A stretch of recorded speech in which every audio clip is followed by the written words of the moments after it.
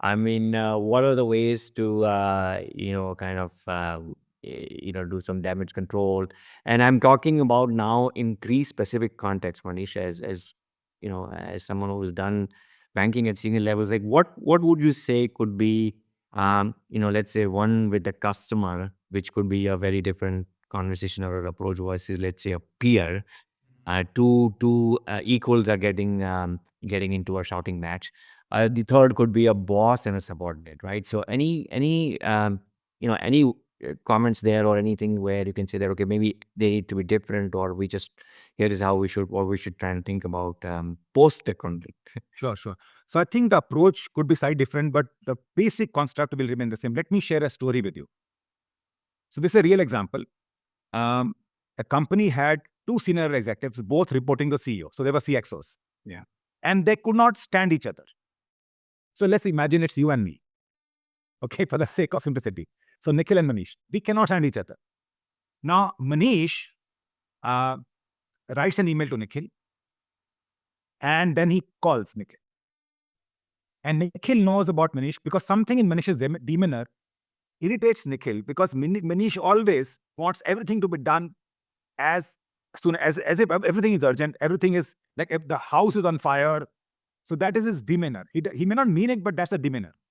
So what I do is I write an email to you.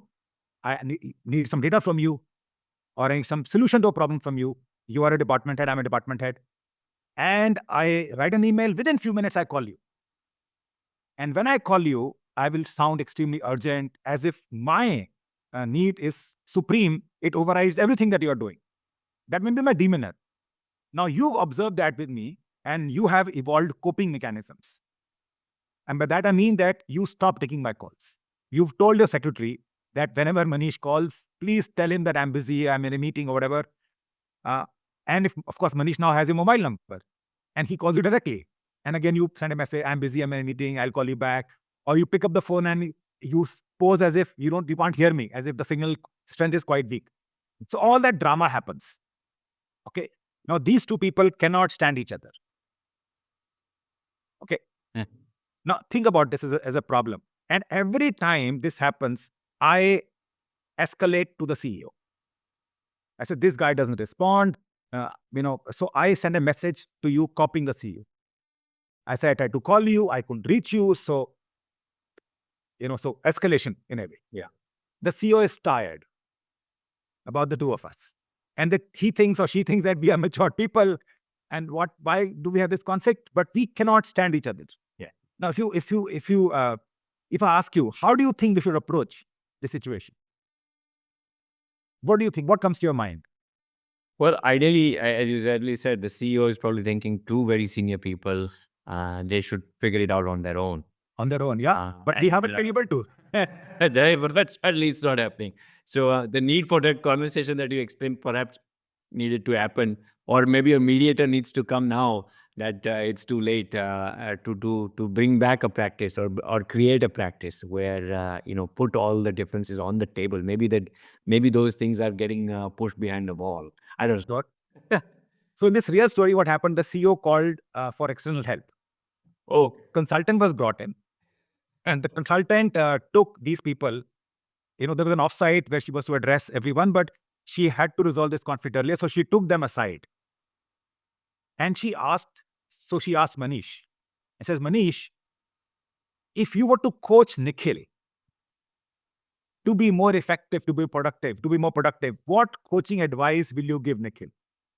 And likewise, she asked Nikhil that if Nikhil, you have to coach Manish to become better, what advice will you have for him? So we're not talking about conflict. We've actually reframed the whole thing. So now the focus is not on conflict. The focus is on how can I help Nikhil become better, more productive, and more useful for the company, and Nikhil vice versa for me. So this thing starts. So Manish reveals to the consultant that, look, the problem is that Nikhil does not respond to my emails. And he doesn't respond to emails, I know that. I have to call him up. He doesn't pick up my call. I get very upset. I escalate to CEO. And of course, after all this escalation, finally things get done. But we don't enjoy the relationship because he does not respond to my emails. So if I have to coach him, I would say, Nikhil, please respond to my emails. Please pick up the phone. And by the way, all this email, pick up the phone, and the escalation just happens in a matter of 5-10 minutes. Yeah. Okay, so you don't have breathing space, but that is my type, my personality. Type A personality maybe. So now the consultant goes to Nikhil and says, Nikhil, what kind of coaching advice do you have for Manish? Nikhil says, Manish's demeanor is very, very aggressive. He writes an email to me. Within a couple of minutes, he calls me up. And if I don't pick up this call, he escalates to the CEO. And he puts me down in front of the CEO. So imagine his status is getting compromised, that I am not matured enough. So every email has to have an escalation of the CEO. And I don't like it because remember we said one of the biggest reasons for conflict is loss or perceived loss of status or loss of identity. I think I'm a capable person, but this person escalates to CEO, which means I'm not capable enough. Right. Yeah. So she says, okay, let's discuss more. And this happens. And ultimately, what they figure out is that what is Manish's need, the real need of Manish. After all, Manish and Nikhil both are working for the company. They both want the company to succeed. The client should be happy, for everyone to be productive. In this conversation, what dawns is that Manish's overriding need is need for certainty. He wants, no, he doesn't want his work to be done at the same very moment. Of course, it's not possible. Work will take maybe 1 or 2 days or more. What happens is the way Manish comes out, it looks as if everything that he's saying is urgent, whereas his real need is need for certainty. So he'd be very happy if Nikhil could simply acknowledge the email and say, I'm in receipt of an email. I have enough information to work on an email, or I need this XYZ data from you to be able to effectively respond to you. And can I respond to you in 2 days' time? And if he simply acknowledges the email and tells me if everything is okay or does he need more help from me and gives me a timeline which is not too far in the future, a reasonable timeline, say 1 day, 2 days, 3 days, I'll be okay. I'll be okay. Now, this conversation happened and everyone realizes that Manish's real need is certainty. Now, what is Nikhil's need? Nikhil needs respect. He feels violated, disrespected. His status and identity is in a way impacted or harmed because of the way Manish conducts himself. So once he understands that the real need of Manish, even though he comes across as very aggressive and everything is urgent, really what he needs is assurance. He needs assurance.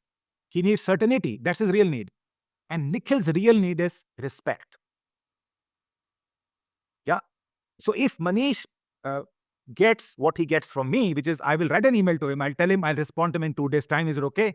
Then Manish will not escalate to the CEO, will not have to call me necessarily. I mean, I'm in the middle of a meeting.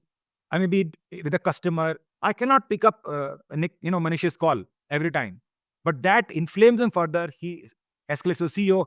So if he knows that Manish will respond and respond with a timeline commitment, can in that case Nikhil treat Manish with kindness, with respect?